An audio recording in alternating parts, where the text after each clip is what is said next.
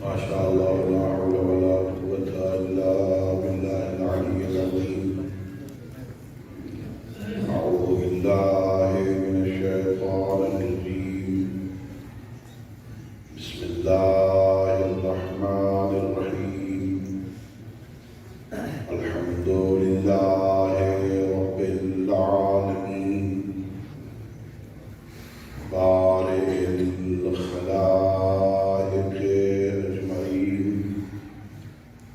والصلاة والسلام والتحية والإكرام على النبي المؤيد والرسول المسدد المصطفى الأمجد المحمود الأحمد حبيب إله العالمين أبي القاسم محمد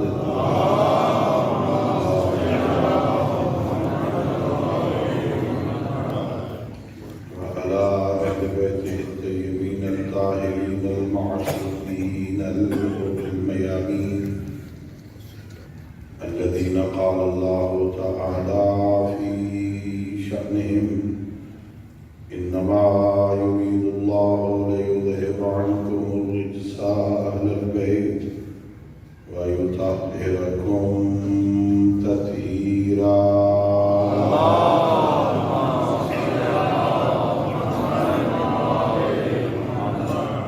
ورحمة الله على أحبابهم وأصحابهم وشيعتهم ومواليهم، ولعنة الدائمة الأبدية على أعدائهم أجمعين.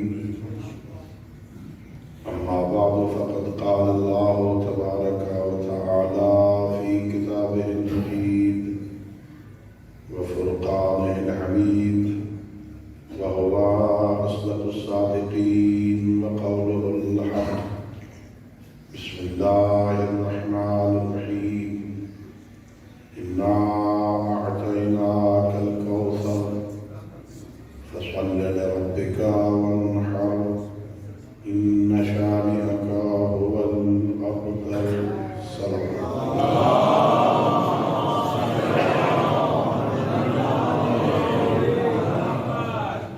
اللہ رب العزت کے محمد و اہل بیت محمد علیہ السلام ہم سب کی اس عبادت کو اپنی بارگاہ میں قبول فرمائے.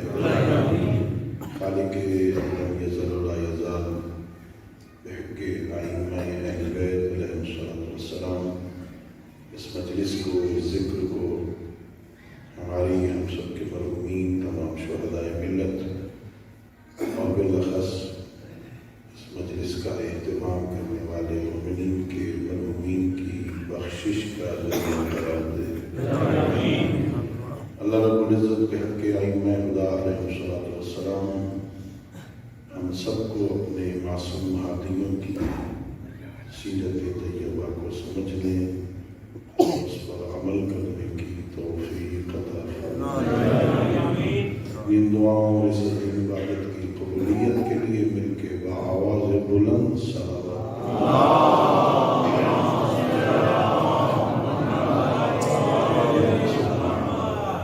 میرے دوستوں، بزرگوں، عزیزوں، اللہ رب العزت کا لاکھ لاکھ شکر ہے کہ اس ذات ہدیت نے، اس کریم اللہ نے، مہربان خالق نے، رحمان و رحیم پروردگار نے اس عارضی اور فانی دنیا میں ہمیں کامیاب، باوقار، باعزت اور سربلند زندگی بسر کرنے کے لیے مذہب شیعہ اور امام علی عطا فرمایا. اس نعمت خداوندی پر، اس لطف الہی پر، اس ہدیہ پروردگار پہ جتنا خدا کا شکر ادا کیا جائے کم ہے. اللہ نے، خالق کائنات نے اپنے علم اور اپنی قدرت سے جن ہستیوں کا انتخاب فرمایا تھا، اللہ نے انہیں ہمارا امام بنایا.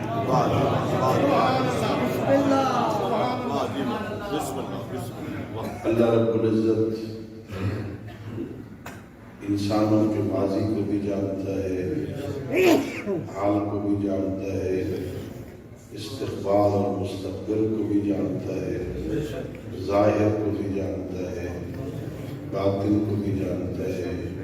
وہ علیم بذات الصدور ہے، وہ دلوں میں چھپے ہوئے بھیدوں کو بھی جانتا ہے، انسان کی فکر کو جانتا ہے، انسان کی سوچوں کو جانتا ہے۔ وہ جو اتنا دقیق عالم ہے، اس نے اپنی کائنات میں سے جن ہستیوں کو چنا انہیں ہمارا امام بنا دیا۔ اللہ رب العزت نے یہ ہم پر احسان کیا، اس نے ہمارے ذمہ نہیں لگایا کہ تم خود بناؤ، بنانا ہمارا کام نہیں ہے، اس لیے کہ بنانا بہت بڑی ذمہ داری ہے۔ اس لیے کہ اگر بنائے ہوئے میں نقص نکل آیا،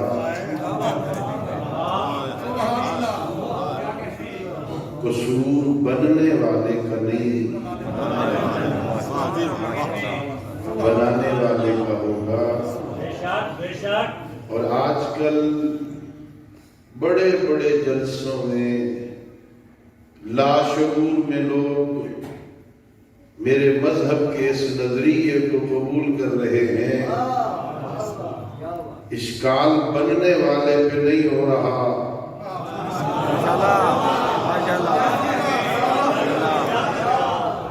بنانے والوں پہ ہو رہا ہے۔ کسے بنایا، کیسا بنایا، بیچارے کو پتہ ہی کوئی نہیں، نااہل ہے، بے سمجھ ہے، ٹیلی ویژن کی خبروں سے پتہ چلتا ہے ملک میں ہو کیا گیا ہے۔ بندگان خدا تمہیں سمجھ ہی نہیں آئی، اپنے مقابل میں آیا تو سمجھ آئی ہے، علی کے مقابل میں سمجھ کیوں نہیں آئی؟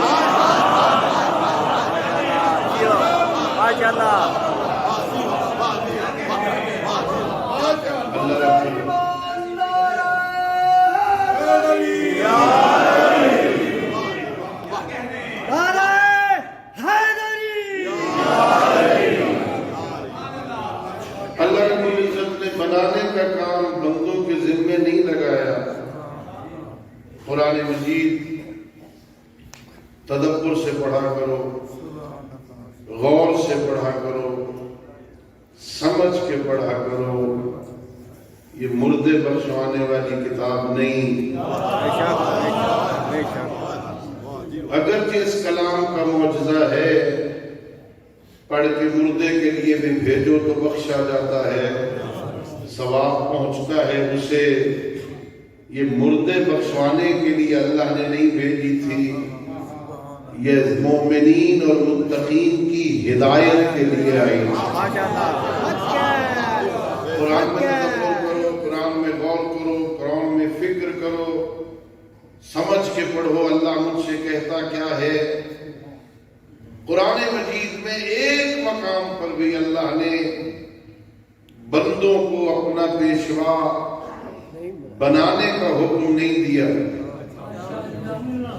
ہمیں اللہ نے حکم دیا اطاعت کرو، اطیعوا اللہ و اطیعوا الرسول و اولی الامر منکم۔ اللہ نے ہمیں اتباع کا حکم دیا، قل ان کنتم تحبون اللہ فاتبعونی یحببکم اللہ۔ اللہ رب العزت نے ہمیں بنانے کا حکم نہیں دیا، تلاش کرنے کا حکم دیا ہے۔ یا ایھا الذین آمنوا اتقوا اللہ وابتغوا الیہ الوسیلہ۔ وسیلہ خود نہ بناؤ، اسے بناؤ جسے بنایا میں نے ہے، دکھایا محمد نے ہے۔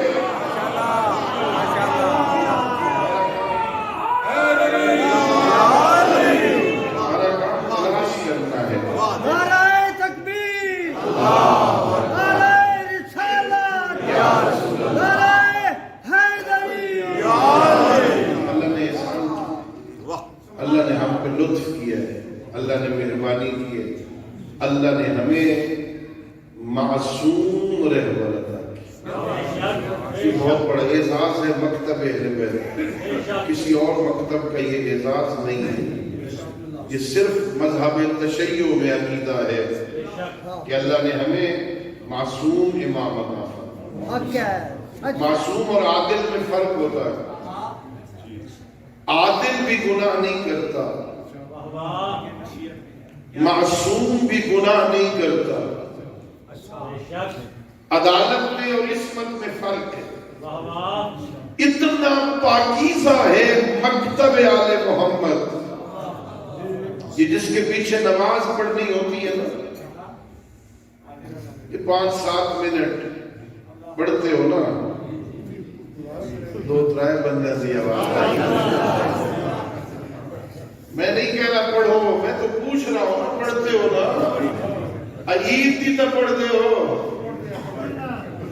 سارا سال کوئی نہ پڑھے نماز، عید میں اگلی صف میں بیٹھے ہو۔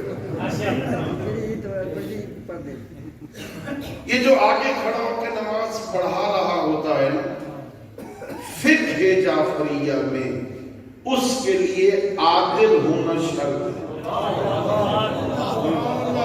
کسی اور فقہ میں نہیں۔ دوسری فقہوں میں فاسق فاجر کے پیچھے بھی نماز ہو جاتی ہے، اور اگر میری بات میں یقین نہ آئے نا تو آپ تاریخ کی کتابیں پڑھ لینا، شراب پی کے بھی پڑھائیے، صبح کی 2 رکعت کی بجائے 4 پڑھائی۔ پچھلوں نے کہا ہوا کیا ہے 4 پڑھا دیے، کہ تھوڑی ہے تو اور پڑھا دو۔ فقہ جعفریہ میں عادل ہونا،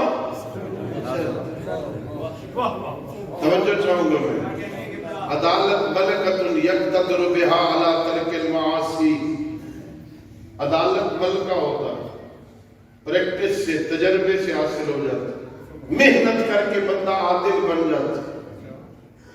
کوشش کرنی شروع کر دی میں نے گناہ نہیں کرنے، ایک گناہ چھوڑا، پھر اگلے دن دوسرا چھوڑا، تیسرے دن تیسرا چھوڑا، مہینے بعد چوتھا چھوڑا، ایک عرصے کے بعد مہینہ، 2 مہینے، 6 مہینے، سال لگا، محنت کی، بندے نے نیکیاں کرتا رہا، برائیاں چھوڑتا رہا، سال کے بعد مسند عدالت پہ فائز ہو گئے۔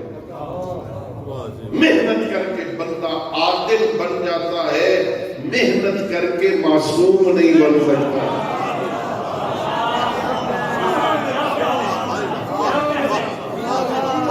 عصمت لطف خفی من اللہ تعالی، عصمت ایک مخفی لطف کا نام جو اللہ اپنے خاص بندوں پہ کرتا ہے۔ عصمت لطف ہے، عدالت ملکہ ہے، بندہ محنت کر کے عادل بن جاتا ہے، محنت کر کے معصوم نہیں بن سکتا، ساری زندگی لگا رہے نیکیاں کرنے، معصوم نہیں بن سکتا۔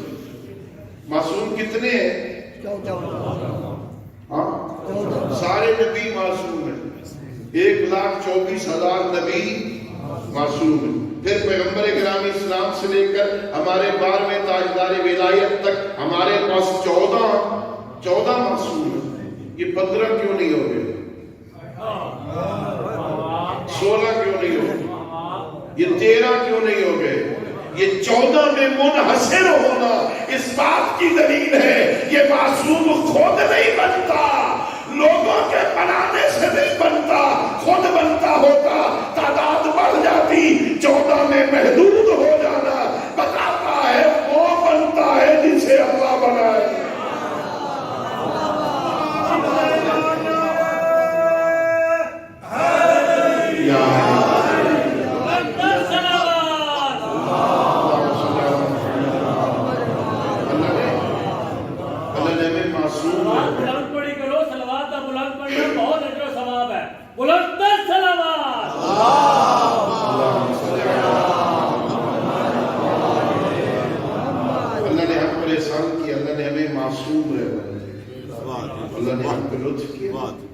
معصوم کے پیچھے چلنے میں مزہ آتا ہے،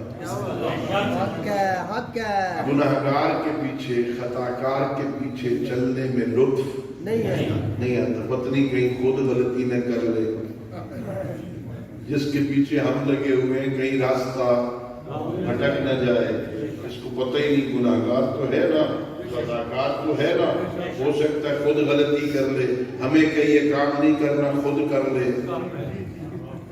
اللہ نے تجھے اتنے عظیم رہبر عطا کیے ہیں نا، سید الانبیاء کی وفات سے لے کر 12ویں تاجدار ولایت کی ہیبت قبرت تک حکمران دشمن رہے ہیں، لیکن میرے کسی امام کے دامن عصمت پہ کوئی داغ نہیں لگا سکا۔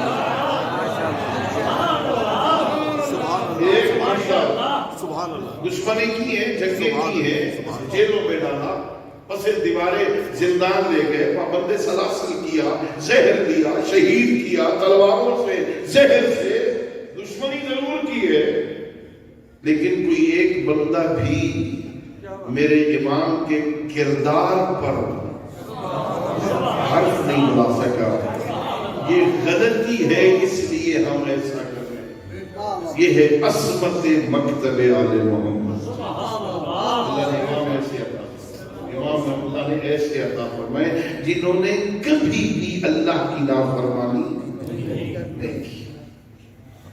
یہ جو آج کل بات چلی پھر تھوڑی سی تھم گئی، اب پھر پچھلے دنوں میں نصاب کمیٹی میں تھا، پھر وہاں بات چلی ہماری فلاں صحابی سارے کے سارے رضی اللہ ہیں، علی علیہ السلام کے ساتھ بھی رضی اللہ لکھا ہوا تھا۔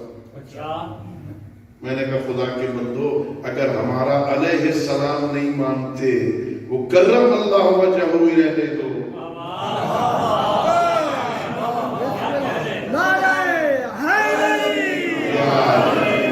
میں نے لکھوایا، میں نے کہا کاٹ دو رضی اللہ تعالیٰ عنہ، کاٹو، علیہ السلام نہیں لکھتے، چلو تمہیں کوئی پرابلم ہے، وہی کرم اللہ وجہہ رہنے دو۔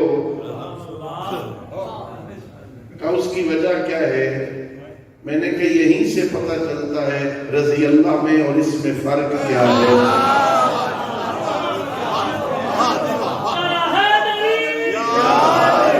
اللہ رب العزت نے وہ امام عطا فرمایا تھا، ولادت سے لے کے شہادت تک جتنا عرصہ اس دنیا میں رہے ہیں، میرے امام کی عظمت یہ ہے کبھی کبھی میں نیاز اللہ کے علاوہ کسی کے سامنے نہیں جھکی گیا۔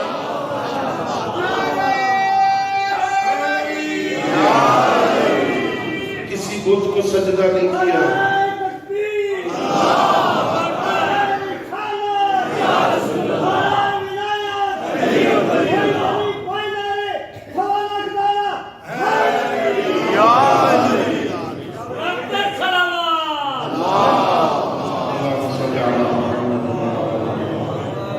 علی حیدر کرار نے اگر سجدہ کیا ہے اور یقیناً سجدے کیے ہیں، صرف اس ہستی کو کیا ہے سجدہ جو سجدے کے لائق ہے۔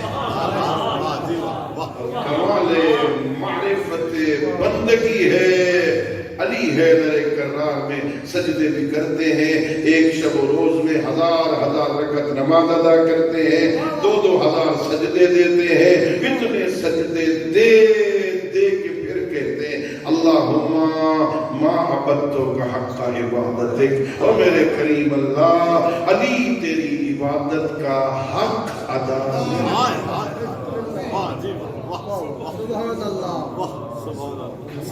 مزہ لیتے ہیں نا۔ اللہ نے ہم پہ لطف کی، بندے کو خوشی ہوتی ہے، کاش ہمیں اپنے پیشواؤں کی معرفت ہو جاتی، کاش معرفت ہوتی۔ خدا شاہد ہے، علی کے نام لینے میں بھی لطف آتا ہے، آئمہ کا نام لینے میں بھی مزہ آتا ہے، لطف آتا۔ اگر ہمیں معرفت ہو جاتی، ہم نے مانا کس کو ہے۔ اور میں کہہ رہا تھا نا، معصوم بننا مشکل ہے نا، نہیں بن سکتا نا بندہ، ممکن نہیں، معصوم نہیں بن سکتا، بندہ علی نہیں بن سکتا، بندے حسن نہیں بن سکتا، حسین علیہ السلام نہیں بن سکتا، معصوم ہے نا، بندے کمبر بھی نہیں بن سکتے،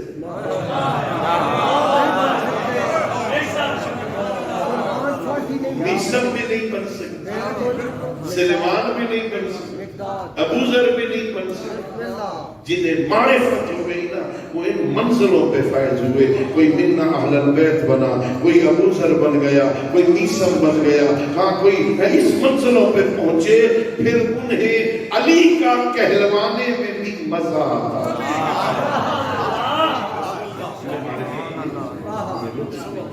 ہمیں پتہ ہی نہیں ہے کہ ہم تو شیعوں کے گھر میں پیدا ہو گئے, بس شیعہ ہو گئے. ہمارے یہاں بس شیعت کا یہی تصور ہے. ہاں شیعوں کے گھر پیدا ہو گئے, شیعہ ہو گئے, کسی اور دے گھر جمعیہ. اللہ نہیں میرے بھائی, علی جیسا امام ہونا بندے کا, پھر بندہ بنے سلیمان, مرنے میں بھی مزہ آتا ہے.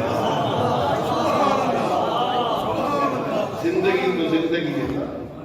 سلیمان نے کہا مولا مدائن بھیج رہے ہیں, میری تو امیدیں تھی میں مدینہ میں مروں گا, آپ موجود ہوں گے, اپنے دستے مبارک سے غسل دیں گے, کفن پہنائیں گے, جنازہ پڑھیں گے, اپنے ہاتھوں سے لحد میں اتاریں گے. مولا مدینہ کہاں, مدائن کہاں, مجھے وہاں بھیجا جا رہا ہے, جا علی کا شیعہ بن. علی کہتے اے سلیمان تو مدائن جا, میں وعدہ کرتا ہوں یہ سارے کام میں کروں.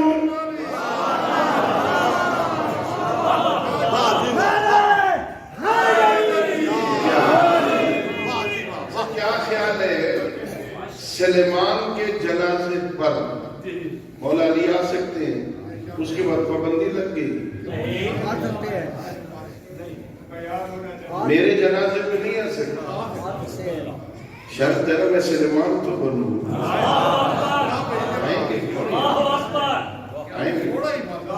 ابو ذر تو بننا, پھر سارا مدینہ ہی بائیکاٹ کیوں نہ کر دے. استقبال کے لیے علی نکلے گا, شرط یہ ہے تو ابو ذر تو بننا, تو میثم تو بننا. اتنی عزت ملے گی. علی اپنا بیت الشرف چھوڑ کے بازار کوفہ میں آ کے میثم کی دکان پہ بیٹھ کے سارے کوفے والوں کو بتائے گا اسے پہچان لو, یہ بے وارث نہیں, یہ میرا ہے.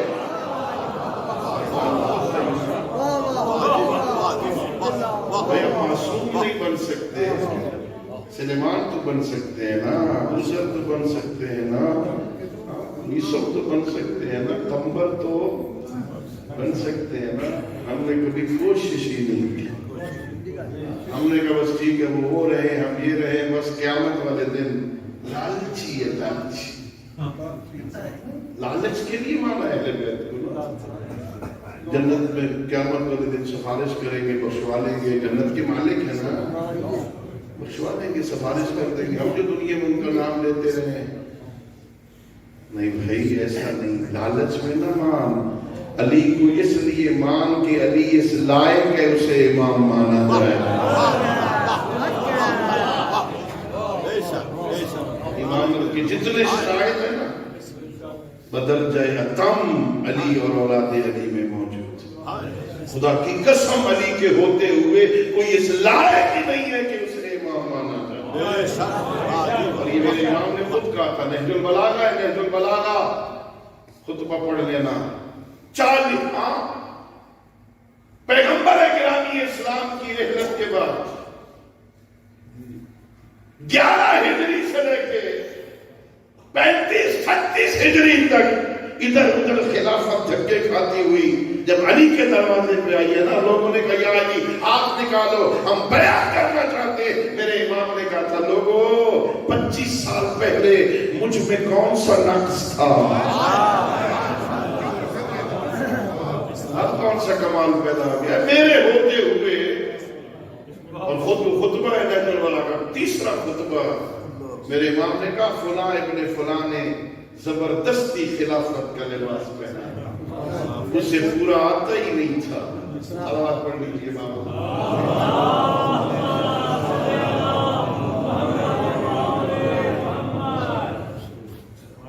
اس دن مٹھی صلوات پڑھو.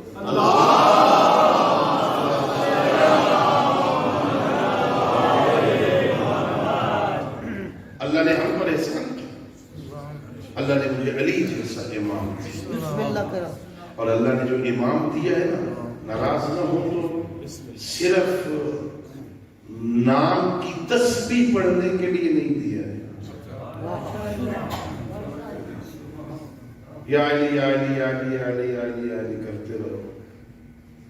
اگرچہ میرے امام کی یہ بھی عزت اور عظمت میں اللہ نے اتنا اضافہ کیا ہے، یا علی کا نام لے بھی تو اللہ عبادت شمار کرتا ہے. مولا علی کا نام اتنا مبارک ہے، لیکن صرف یا علی کہنے سے کام چل جائے گا؟ نہیں چلے گا. کچھ کر، کچھ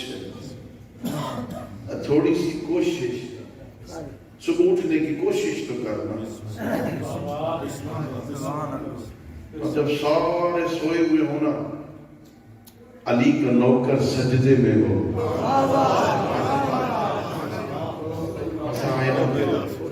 یعنی مدد تو میرا ایمان ہے نا، مکتب تشیع کی علامت ہے. یعنی مدد تو ہے نا، نماز پڑھ کے نا پھر نجف کی طرف رخ کیا کرنا. السلام علیکم ورحمۃ اللہ وبرکاتہ کے بعد کہا کرنا، یا علی جو میں پڑھ سکتا تھا نا میں نے پڑھ لیے، اسے قبول کروانا تیرا کام ہے. یہ ہے یا علی مدد نا. کن کاموں پہ یا علی مدد کہہ رہا ہے؟ ہدایت لے. صبح نماز میں سب سے پہلے مسجد میں آ، رات کو سوتے ہوئے کہ یا علی مدد کرنا، صبح میں نے اٹھنا ہے، مسجد میں سب سے پہلے میں نے جانا. اللہ نے ہم پر احسان کیے، زندگی گزارنے کے لیے معصوم کردار عطا کیا. اور آج کل دن تو بیوی کے نام سے مخصوص ہے نا، اللہ نے سارے مردوں کے لیے 12 معصوم نمونے بنائے. کائنات کی ساری عورتوں کے لیے اکیلی زہرا کو نمونہ بنا. بیویوں نے، عورتوں نے گھر میں زندگی کیسے گزارنی، کتنی عزت دی اللہ نے اس بیوی کو. حضرت مریم علامہ اقبال نے بڑی مشہور نظر میں علامہ اقبال کی کہ مریم از یک نسبت حضرت عیسیٰ عزیز. حضرت مریم صرف عیسیٰ کی وجہ سے عزت والی تھی کہ عیسیٰ کی ماں ہے، اور حضرت زہرا 3 نسبتوں سے عزت والی ہے. نور چشم رحمت للعالمین، سید الانبیاء کی بیٹی ہے، سید الاولیاء کی زوجہ ہے، سیدہ شباب اہل الجنہ کی ماں ہے.